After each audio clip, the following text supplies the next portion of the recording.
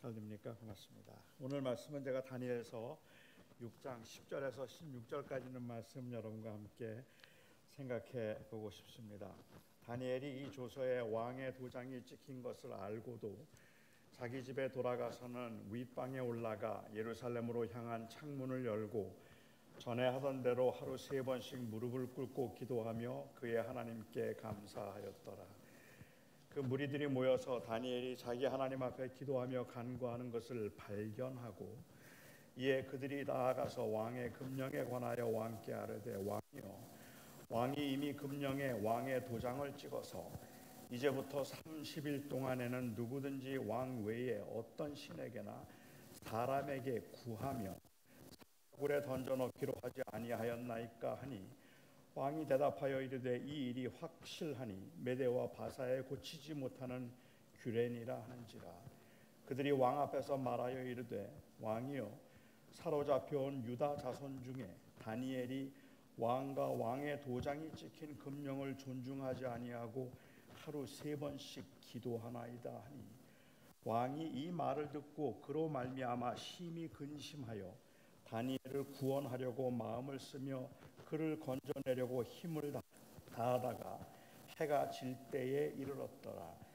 그 무리들이 또 모여 왕에게로 나와서 왕께 말하되 왕이여, 메대와 바사의 규례를 아시거니와 왕께서 세우신 금령과 법도는 고치지 못할 것이니이다 하니 이에 왕이 명령하매 다니엘을 끌어다가 사자굴에 던져 넣는지라.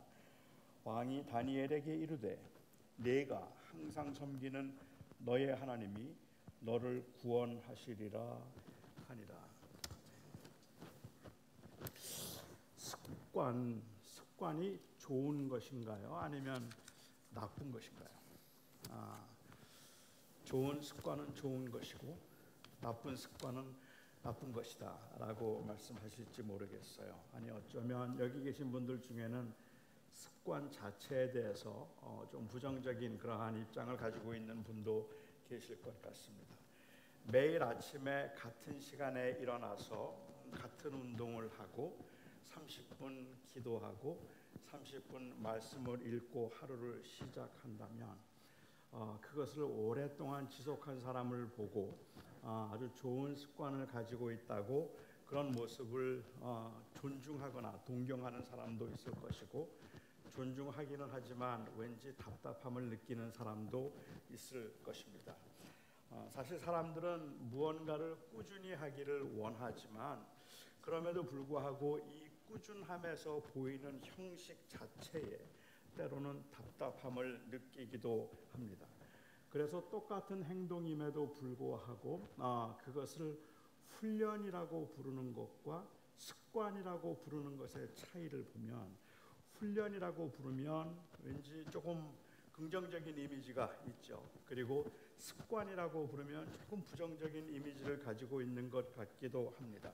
어떻게 생각하면 목적이 있어서 그 목적을 이루기 위해서 반복되는 행위는 우리가 훈련이라고 부르는 것 같고 그 목적이 없이 그냥 같은 일을 반복하고 있는 것은 습관이라고 부르는 것 아닐까라는 생각을 하기도 하는데 우리의 문제는 목적을 가지고 시작을 했어도 시간이 지나면 이 인간의 한계는 어쩔 수 없이 그 의미와 목적을 잃어버린 채 그냥 행동만 반복하고 있는 것 같다는 생각이 들어서 답답함이 느껴질 때가 많이 있다는 것이겠죠. 저는 제가 고등학교 2학년 때 성경을 처음 접하기는 했지만 꾸준하게 성경을 읽기 시작했던 것은 대학교 2학년 때부터였던 것 같습니다. 신앙생활을 잘 해보고 싶은데 뭘 어떻게 할지 몰라서 좀 난감해하기도 하고 그리고 좀 여기저기 알아보고 있을 때에 어느 부흥에 참석을 했는데 그때 그 강사 목사님이 하신 말씀이 저에게 도전이 되었습니다. 자기는 매일 성경을 하루에 20장씩 읽는데 세상이 두 쪽이 나도 이 성경을 20장 읽는 이 일을 멈추지 않고 매일 아무리 피곤해도 하루에 성경을 20장씩은 꼭 읽는다 하는 그 말을 들었습니다. 그 말을 듣는 순간에 갑자기 이제 이 도전 정신이 생기는 거죠. 그래, 그러면 나는 30장 읽어볼까 하는 생각이 들기도 하고, 저는 그래서 그날 20장 혹은 30장씩 매일 성경을 읽겠다고 다짐을 했습니다. 그렇게 결심을 하고 한 2달 정도 성경을 한 20장, 30장씩 매일 읽으니까 이제는 안 읽으면 불안해지는 거예요. 그리고 성경을 읽는 것이 거의 저의 삶 속에서는 그냥 생활의 일부처럼 그렇게 되어버리기는 했는데, 그런데 마음속에 자꾸만 갈등이 생기기 시작하는 겁니다. 제가 하고 있는 이 행위가 별로 의미 없는 반복된 행위라는 생각이 들기 때문에 그런 거죠. 말씀을 읽으면서 즐거워하는 것도 아니고, 그 말씀을 읽으면서 그 말씀에 대한 것을 사모하는 것도 아닌 거고, 어떻게든지 20장을 채우기 위해서 화장실 가서 2장 읽고, 아침에 일어나서 2장 읽고, 어디 가다가 급하게 그냥 빨리빨리 읽어서 오늘 20장을 다 읽고 나면 마치 하루에 할 일을 다 한 것처럼 마음이 편안해지고, 내 삶의 어떤 그 일과들을 이룬 것처럼 그렇게 일종의 성취감을 느끼게 되는, 또는 그러한 성취감을 느끼는 것에서 제 경건의 모습을 확인하려고 하는 저의 그러한 그 모습에서 조금 위선이 느껴지기 시작해서 갈등을 하기 시작했습니다. 도대체 하기 싫은 것을 억지로 한다는 게 무슨 의미가 있고 무슨 유익이 있을까라는 생각이 들고, 정말 읽고 싶을 때 읽어야지 읽기 싫은 것을 억지로 읽는 것, 이것을 주님께서 기뻐하실까라는 그러한 마음이 들기도 했습니다. 그리고 나니까 의심이 생기더라고요. 그 목사님은 진짜 20장 읽을까? 괜히 자기는 읽지 않으면서 남들만 힘들게 만들려고 그런 말 한 건 아닐까라는 의심이 생기기 시작해서 결국은 그만두었습니다. 그 당시에는 충동대로 하고 싶은 것만 하는 것보다는 궁극적으로 하고 싶은 마음에서 비롯된 해야 할 일을 하는 것, 그것이 바로 성숙이라는 것을 미처 알지 못했기 때문에 그냥 내가 마음속으로 지금 원하지 않는 것은 하지 않는 것이고 내가 원하지 않는 것이라고 생각을 했어요. 하지만 궁극적으로 원하는 것이 있다고 할지라도 그 궁극적인 원하는 것을 가로막는 이 immediate desire가, 충동적인 desire가 항상 킥인을 한다는 것을 그 당시에는 제가 잘 몰랐던 것 같습니다. 무언가를 하고자 할 때는 절제가 필요할 텐데, 이 절제라는 것이 도대체 무엇일까 하는 겁니다. 절제란 단순히 하지 않는 것을 절제라고 부르지 않고, 이 존 파이퍼가 Desiring God이라고 하는 그 책에서 이야기를 한 것처럼 절제라는 것은 결국은 나누어진 자아 사이의 전투, 그것이 바로 절제다라고 그렇게 정의를 했습니다. 다시 말하면 한 욕망이 다른 욕망을 누르는 것, 그것이 절제라는 말입니다. 그냥 하지 않는 게 절제가 아니라,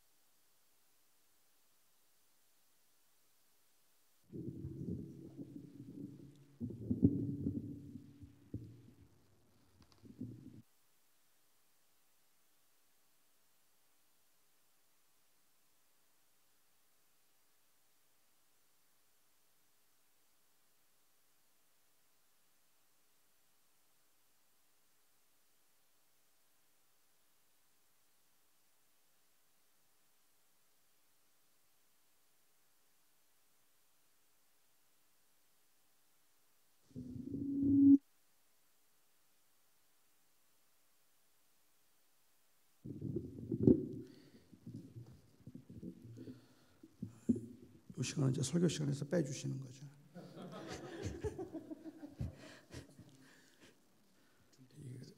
이게 지력하면 원고가 안 보여서 안 되겠어요.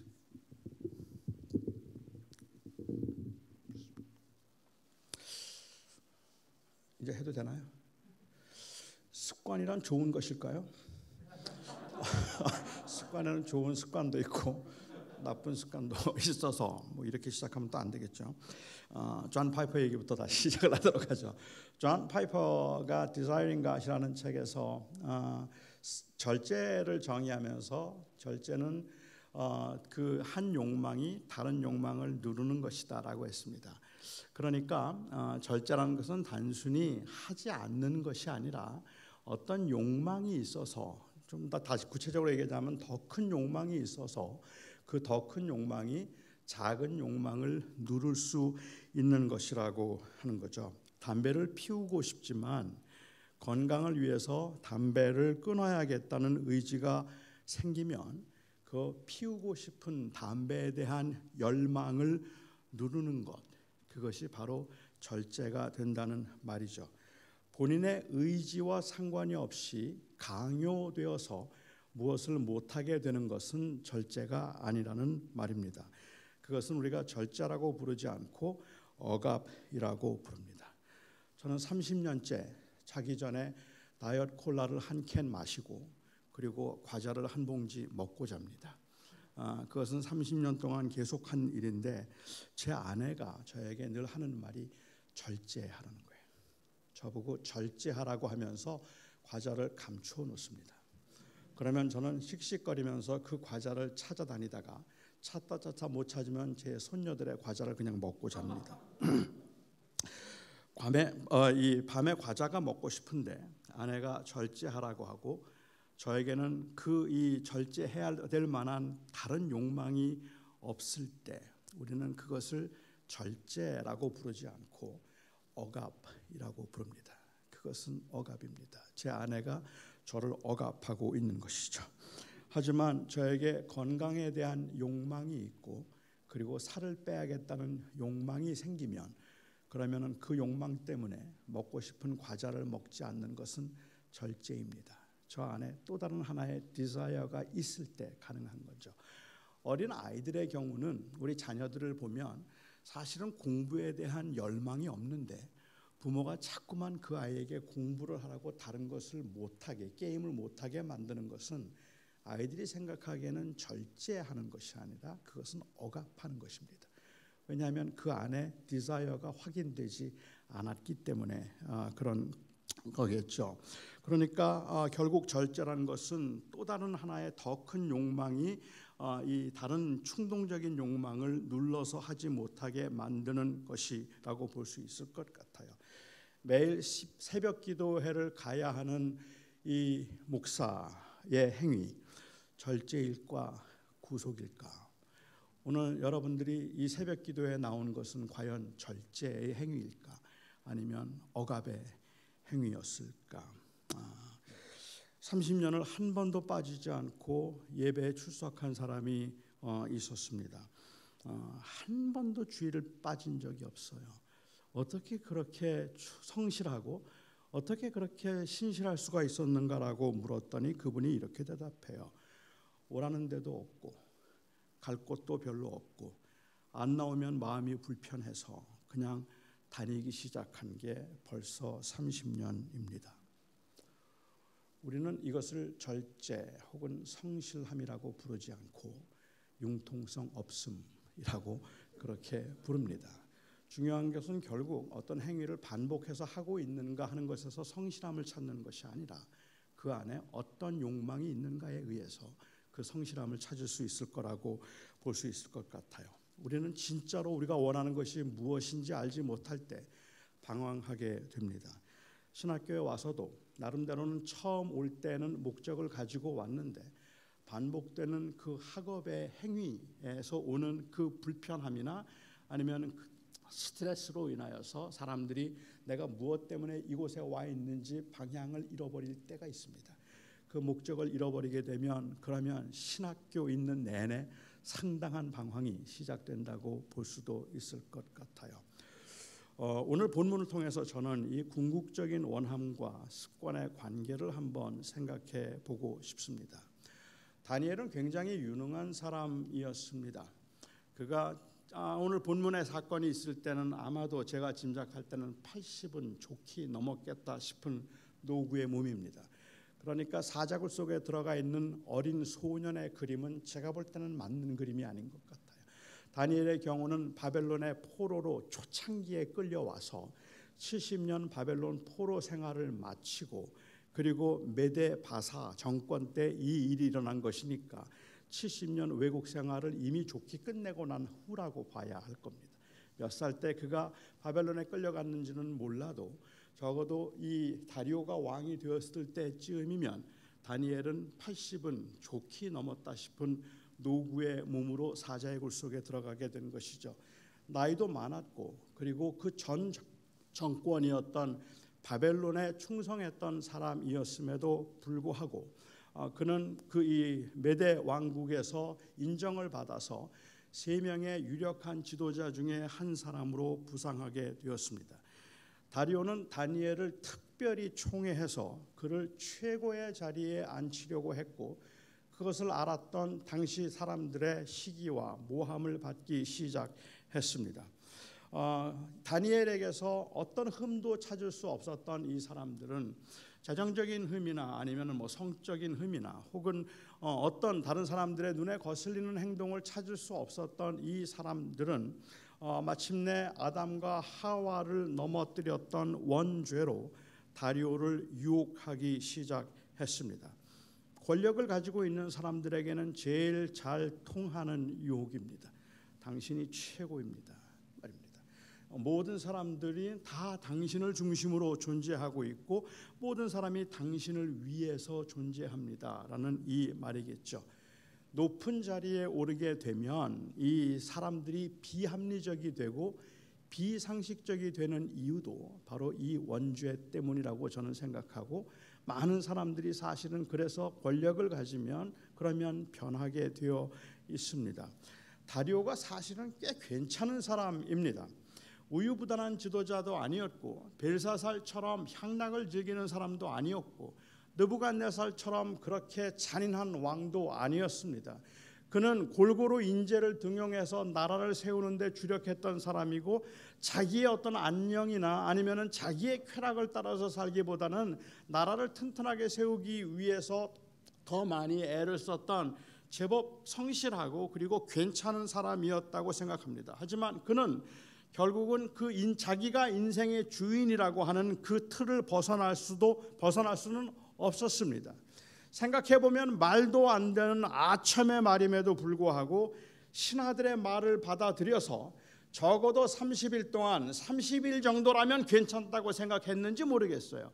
30일 동안은 다른 어떤 신에게나 어떤 사람에게도 구하지 못하게 만들고 누구든지 다리오 외에 다른 신이나 사람에게 구하는 자는 사자굴 속에 집어넣는다는 법령을 제정하도록 했습니다.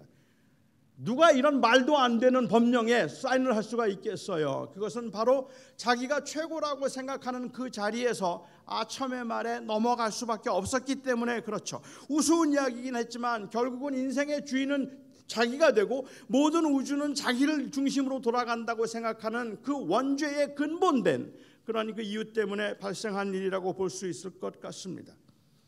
그런 상황에서 다니엘은 평소에 하던 것처럼 하루에 3번씩 예루살렘을 향한 창문을 열어놓고 기도를 했습니다.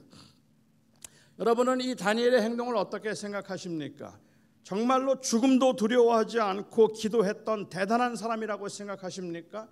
하나님 앞에 성실하게 기도의 시간을 지켜서 목에 칼이 들어오더라도 그 하루에 3번씩 기도하기로 한 하나님과 했던 약속을 지켰던 그러한 신실한 하나님의 사람이었다고 여러분은 생각하십니까? 저는 다니엘의 행동이 이해가 되지 않습니다. 솔직히 저는 다니엘이 왜 그랬는지 왜 그래야 했는지 처음에는 이해가 잘 되지 않았습니다. 만약에 그가 죽기를 각오하고 기도하는 사람은 사자굴 속에 집어 던져 죽인다고 했는데 죽기를 각오하고 기도할 것이었다면 차라리 죽기를 각오하고 다리오를 대면했더라면 어땠을까 싶었어요. 다리오를 찾아가는 거죠. 총애를 받고 있는 사람으로서. 그리고 다리오에게 말하는 겁니다. 지금 당신 속고 있습니다. 사실은 그렇게 말하는 것은 당신을 아첨하는 사람들이 한 말입니다. 우리 유대인들은 다니엘이 유대인이라는 건 다 알고 있는 사실 아닙니까? 그리고 유대인들이 하루에 3번씩 창문을 열고 예루살렘을 향해서 기도한다는 건 웬만한 사람이면 다 알잖아요. 다리오는 다니엘이 얼마나 여호와 하나님을 섬기는 사람인지 잘 알고 있었잖아요. 자기가 총애하고 자기가 사랑하는 그 사람이 얼마나 여호와를 사랑하던 여호와의 사람이었는가를 알고 있었기 때문에 그를 다니엘을 사제굴 속에 집어 던지면서 그가 했던 말 기억하십니까? 네가 항상 섬기는 네 하나님 여호와가 너를 구원하시리라. 그날 새벽에 다리오가 다니엘을 찾아가요. 그 굴 속에 찾아가서 다리오를 부르면서 했던 말도 똑같은 말이었습니다. 다니엘아, 내가 항상 섬기는 네 하나님 여호와가 너를 구원하였느냐. 자기가 위험에 빠뜨려 놓고, 그리고는 지금 그 여호와께서 너를 구원하여 주시리라고 말하죠. 우리 인간들하고 보통 사람들하고 비슷하지 않습니까? 그 욕망을 벗어버리면 되는 건데, 욕망만 내려놓으면 되는 건데, 그거는 내려놓지 않고 하나님께서 도우시면 그 일을 이룰 것이라고 말하고 있는 인간들의 욕망과 뭐 크게 다르지 않은 모습이라고 볼 수 있을 것 같아요. 그런데 그가 그렇게 이 법령을 제정하고 다니엘이 그것을 알고도 기도를 하고 있다면 차라리 다리오를 대면하여서 왕이여 그리하지 마옵소서라고 말했더라면 어땠을까 하는 생각이 들어요. 다니엘의 성실함을 말하기 위한 것도 타협하지 않고 기도의 시간을 지킴으로 사자굴 속에서 살아나올 수 있었던 그의 그 위대한 신앙을 말하기 위한 것도 오늘 본문의 목적은 아니었다고 저는 생각을 합니다. 꾸준한 기도가 최고의 미덕이 될 수 없기 때문에 그렇습니다. 아이가 배를 구르고 그리고 배가 아프다고 배를 붙들고 동동 구르고 바닥을 굴고 있는데 9시에 기도하는 시간이 되었다고 그 아이를 내버려둔 채 기도실로 들어간다면 여러분들은 어떻게 생각하십니까? 저희 옛날 담임 목사님은 그러셨어요. 아이가 놀다가 다쳐서 머리에서 피가 나는데 아침 9시에 기도하고 들어오겠다고 기도실에 들어가시더라고요. 그리고 기도 끝나고 난 다음에 응급실로 아이를 데리고 가셨습니다. 저는 그럴 수 있다고 생각해요. 저는 그게 틀렸다고 말하고 싶지 않아요. 그런데 제가 말하고 싶은 건 그러지 않아도 된다는 겁니다. 그러지 않을 수도 있다는 말입니다. 그렇게 하는 것이 더 좋은 신앙을 의미하는 것은 아니라는 말입니다. 기도의 시간을 지키는 것이 소중한 가치이기는 하지만 최고의 가치가 될 수는 없습니다. 소중한 것이 최고가 될 때 그것은 항상 우상이 될 수 있는 가능성이 있음을 우리는 알고 있습니다. 재물도 마찬가지고 목회에 대한 열정도 마찬가지입니다. 그 목회에 대한 열정과 그리고 그 사명에 대한 헌신도 그것이 굉장히 소중한 것이기는 하지만 그것이 최고의 것이 될 때 사실은 목회조차도 우상이 되어버리고 자기 섬김이 되어버리는 경우들이 허다하게 많더라는 것입니다. 우리들에게 최고의 가치는 예수 그리스도를 존귀케 하는 것이지 우리가 하고 있는 어떤 행위도 아니어야 할 것입니다. 다니엘이 은밀하게 기도하라는 주님의 말씀을 몰라서 그래서 창문을 열어놓고 기도했다고 말하는 사람도 있기는 해요.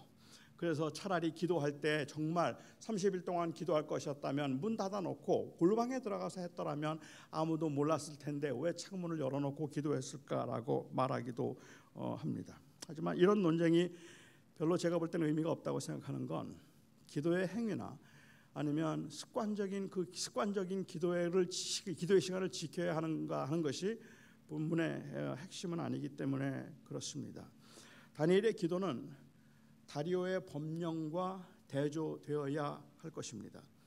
포로로 잡혀간 이스라엘 백성들은 예루살렘 쪽을 향한 창문을 열고 하루에 3번씩 기도를 했습니다.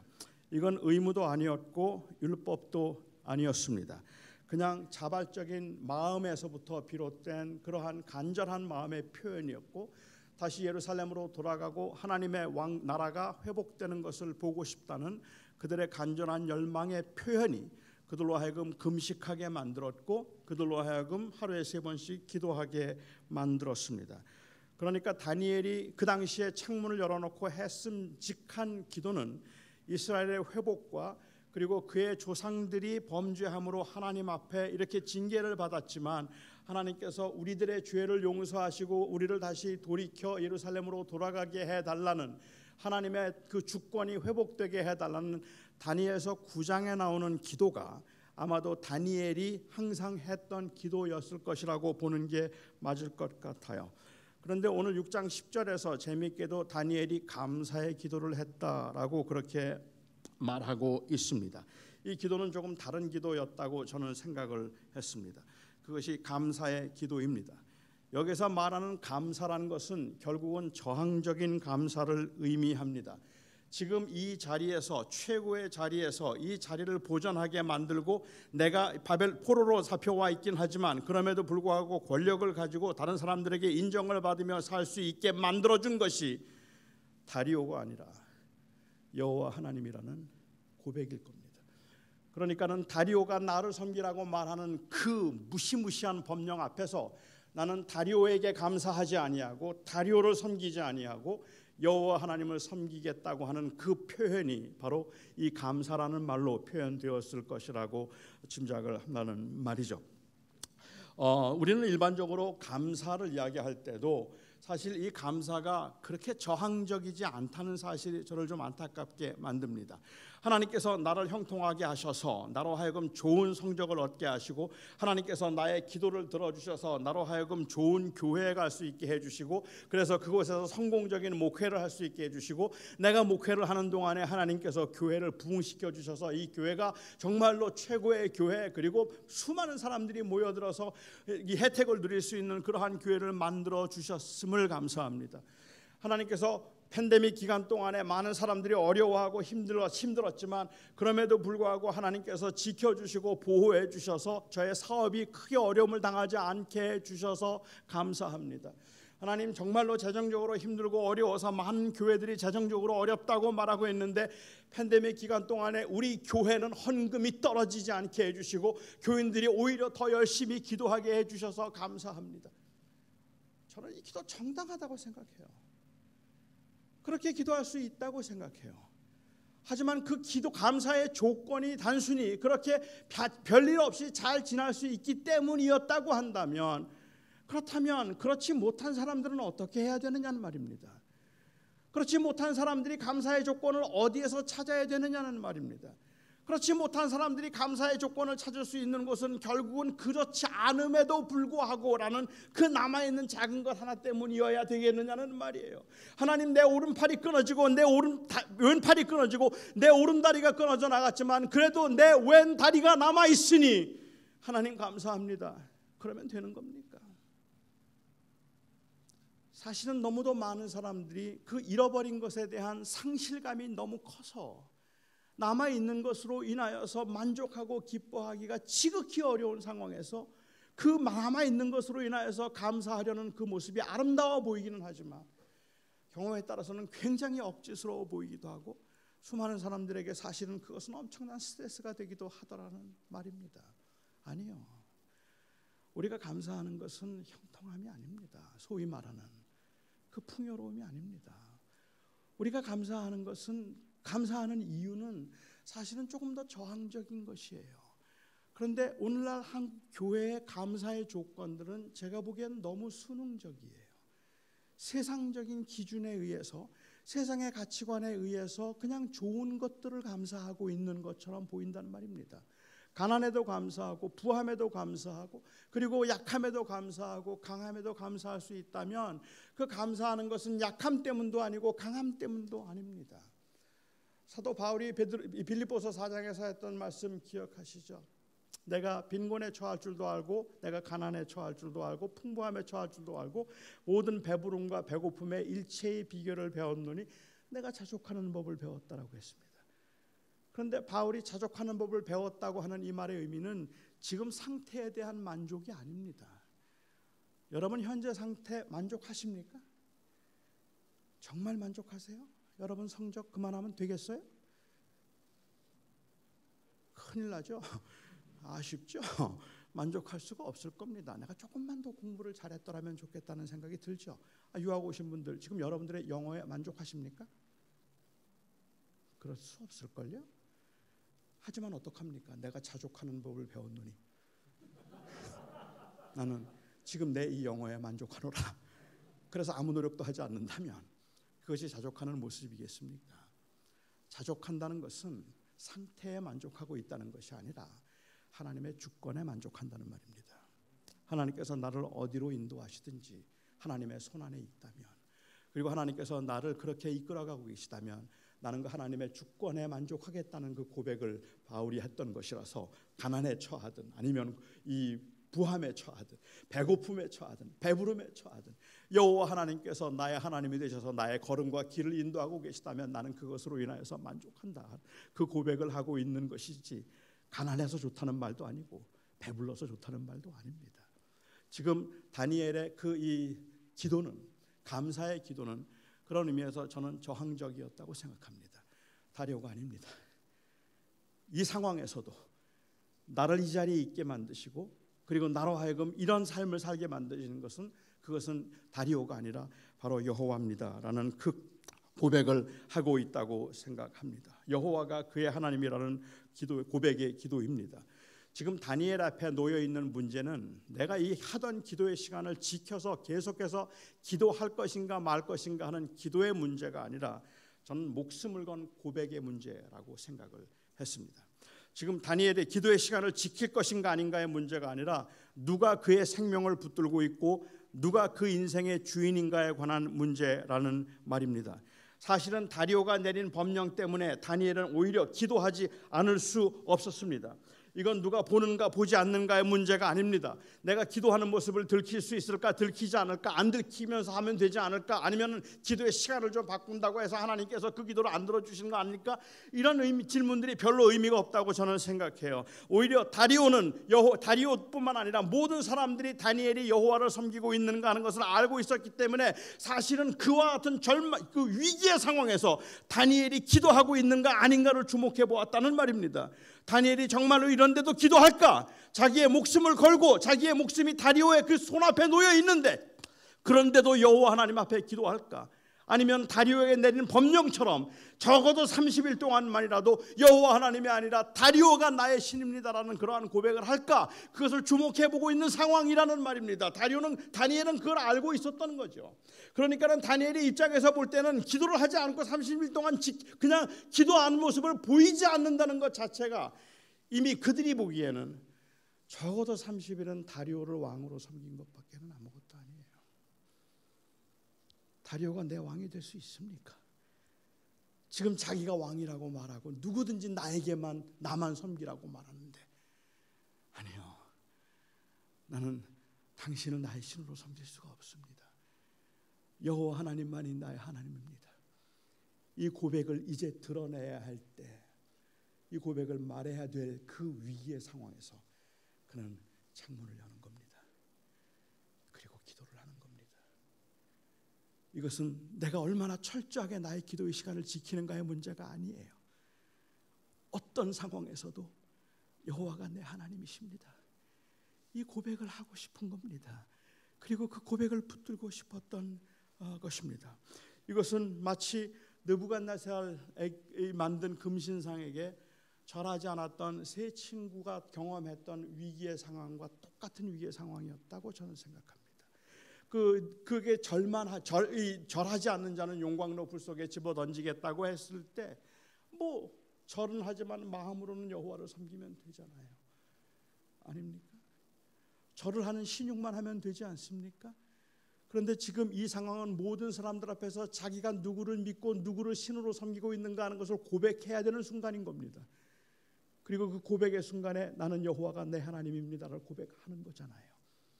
다니엘이 지금 똑같은 상황에 처해 있다고 생각합니다. 저는 기도의 문제가 아니었다고 생각을 했어요. 이건 신앙 고백의 문제입니다. 위기의 상황에서 목숨을 걸고 다리오가 아닌 여호와가 내 하나님이라고 고백을 하고 있는 겁니다. 우리는 우리 자신을 최고로 만들어주겠다는 수많은 유혹 가운데 살고 있습니다. 신학생들이 많으니까 뭐 여기에 있는 우리 신학생들의 경우 또 그리고 일반 우리 성도님들의 경우도 마찬가지긴 하겠습니다만은 특별히 신학생들의 경우에는 저는 이 유혹이 훨씬 더 강력하다고 생각합니다. 왜냐하면 종교적인 열심은 우리의 욕망의 합리화를 훨씬 더 수월하게 만들기 때문에 그렇습니다. 아주 가끔 제가 듣는 질문이 어떻게 하면 설교를 잘할 수 있습니까? 라는 질문을 많이 듣습니다. 어떻게 하면 설교를 조금 더 잘할 수 있겠느냐는 그 질문을 듣고 설교의 노하우가 어떤 것인지 저의 방법과 또 다른 사람들의 방법들을 여기저기에서 많이 배우려고 노력을 합니다. 저는 그건 굉장히 아름다울지도 모르겠다고 생각하는데 어떻게 하면 설교를 잘할 수 있습니까를 묻는 신학생들에게 제가 먼저 꼭 하고 싶은 말은 그 질문의 내면에 있는 욕망을 아는가라는 말입니다. 왜 설교를 잘하고 싶은데? 하나님의 말씀을 잘 드러내고 하나님의 말씀을 이 시대에 잘 전파해서 하나님의 원하심이 나타날 수 있도록 하기 위한 목적일까? 아니면 제가 신학교에 다니면서 수없이 들었던 것처럼 목회에 성공하려면 설교 잘해야 돼.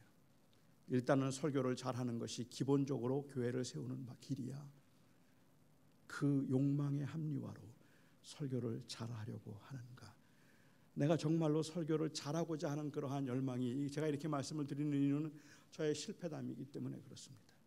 저는 설교를 잘하고 싶다는 마음에 저희 신학교 생활 전체가 다 온통 그 마음뿐이었던 것 같아요.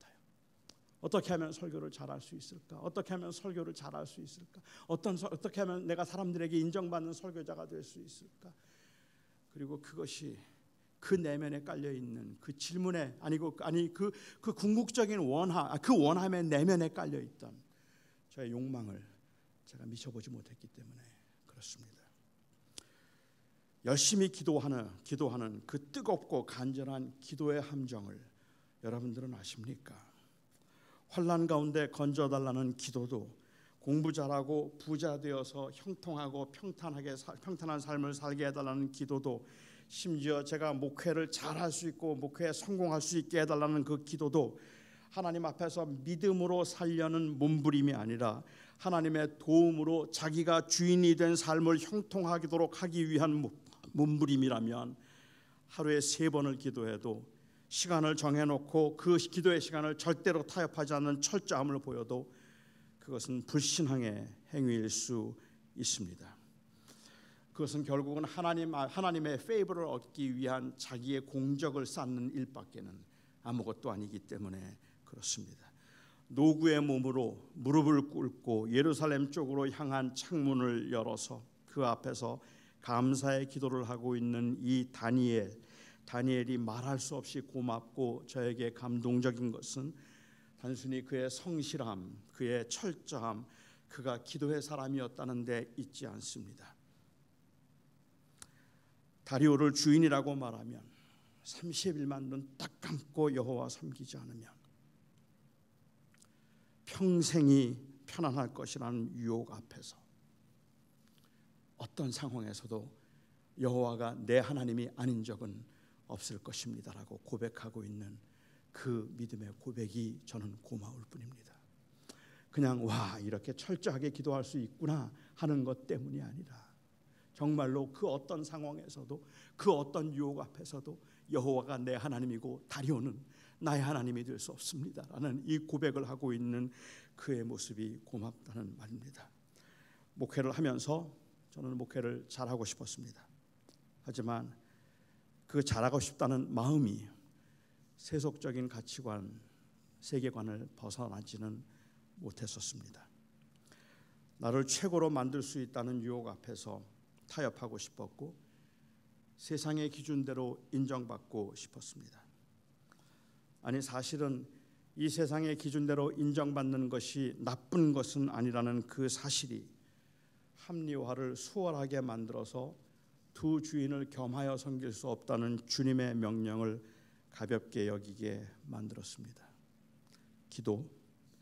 기도는 욕망의 합리화를 정당화하는 수단이 아닙니다. 기도는 언제나 하나님이 기뻐하시는 것이니까 우리가 하나님 앞에 부르짖어 기도만 하면 하나님은 언제나 기뻐하셔서 나를 복되게 하실 것이라고 생각하고 있다면 그래서 그렇다면 기도는 욕망의 합리화의 수단이 될지도 몰라요.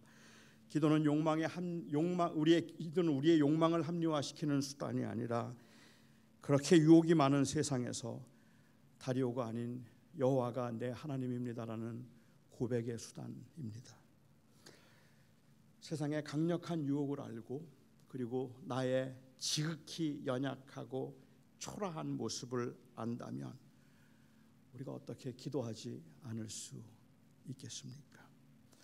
욕망의 성취를 위해서는 그토록 간절하게 기도하고 욕망의 성취는 우리의 기도의 동력이 된다고 말하면서 이 욕망을 누르고 오직 여호와 하나님만이 나의 하나님이시고 재물도 성공도 사람들이 알아주는 권력도 그것도 나의 신이 될 수 없습니다라고 그렇게 그 욕망을 누르기 위한 그 기도는 어떻게 간절하지 않을 수가 있겠느냐는 말입니다.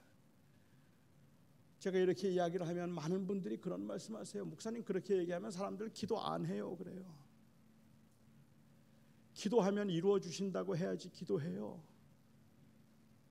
근데 그게 제 마음을 너무 아프게 만들어요. 정말 그런 거예요? 기도하지 않으면 하나님 그렇게 기도하지 않으면 기도 안 하니까 다 들어주시고 이루어 주실 거야. 부르짖어 매달려 확신을 가지고 된다고 하나님 앞에 오늘 이 아침에도 매달려 기도해봐. 그러면 하나님께서 너를 최고의 학자로 만들어 주시고 최고의 목사로 만들어 주실 거야. 그러면 기도하게 되나요? 하나님 정말 유혹이 많아요. 하지만 그 모든 유혹 가운데도 저는 그 어떤 것도 아닌 여호와만이 내 인생의 내 하나님이 되시고 내 목회 현장에서 내가 어떤 길을 가든지 주님을 영화롭게 하며 주님을 존귀케 하는 일이라면 순종하는 길을 가고 싶습니다. 제 속에 끓어오르고 있는 이 욕망과 사람들을 볼 때마다 비교하고 그래서 우월의식을 갖기도 하고 낙심하기도 하는 제 마음을 누르고 오직 여호와 하나님만을 바라보며 예수 그리스도로 만족할 수 있게 해주십사라는 이 기도, 이렇게 말하면 이 기도의 동력이 되지 않나요? 그렇게 하면 기도 안 되나요? 다니엘의 기도는 어떻게 해서 그가 사자굴 속에서 건짐을 받을 수 있었을까 하는, 환난으로부터 건짐을 받게 만드는 비결을 가르쳐주는 내용이 아닙니다.